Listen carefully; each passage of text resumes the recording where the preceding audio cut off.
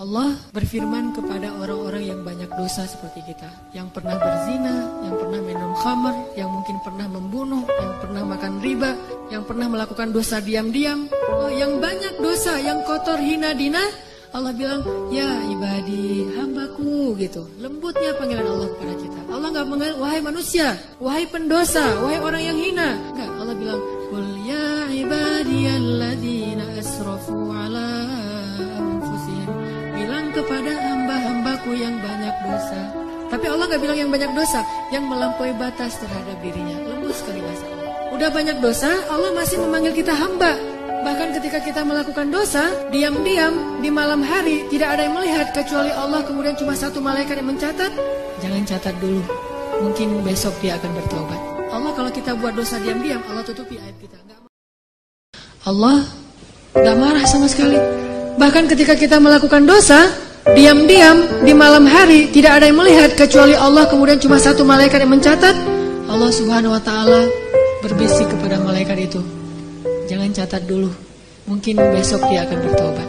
Dan jangan kabarkan ini kepada malaikat yang lain. Allah kalau kita buat dosa diam-diam, Allah tutupi aib kita, gak mau ngasih tahu kepada yang lain. Tapi begitu kita taubat, Allah langsung mengatakan, wahai para malaikat, lihat hambaku itu, dia bertaubat. Giliran kita beramal soleh, Allah umumkan. Giliran kita buat dosa, Allah diam aja. Allah kasih masalah buat kita karena Allah pengen banget ngampunin dosa-dosa kita. Allah ngasih kita musibah karena Allah pengen banget ngelihat kita datang menangis, lalu Allah subhanahu wa ta'ala akan menyambut kita dengan kasih sayangnya. Halumu ilayya ya abdi, datang ke sini wahai hamba-hambaku. Kalau ada masalah sama orang lain, kita memperbaiki diri dulu. Bukan sibuk dengan kesalahan dia terus-menerus yang gak mau kita maafin. Misalnya ada teman kita nih, jadi clash sama kita. Hal pertama yang kita bangun, astagfirullahaladzim, saya banyak dosa nih.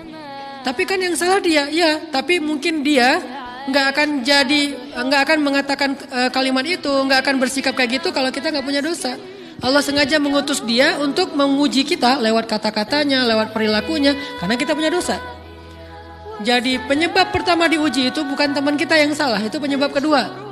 Memang dia salah, dan itu harus kita akui, realistis lah. Dia salah, dia nggak pas, dia nggak bijak, dia apa?